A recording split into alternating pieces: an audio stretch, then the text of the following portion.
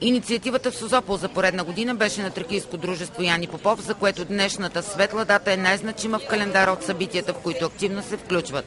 Литийното шествие от църквата Свети Георги премина по централната улица на града и се отправи към градския парк, където са паметните плочи, издигнати от признателните наследници на тракийските бежанци.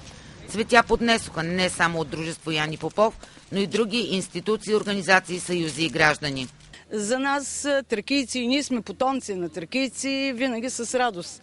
И с така мъка си спомняме за нашите деди. Винаги паметта трябва да се помни на тракийци. Тракийците изживяха страшното турско робство и ние всяка година в Созопол ги зачитаме. Това са все хора, потомци на бежанци, хора, които са оставили по спомена за земите си, за имотите си, за къщите си, които тачат, уважават своите предци. Макар и доста по-скромно, денят беше почетен и в Приморско. Пред паметната плоча на Георги Кондолов в морската градина дойдоха от администрацията, жители и ученици. Те също положиха свежи цветя и със сведени глави отдадоха заслужената почет на героите.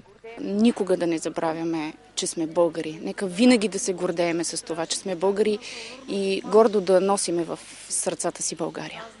Всички бяха категорични, че паметта на героите никога не трябва да бъде забравена, защото единствено така ще бъде съхранена българщината, така необходима за идните поколения.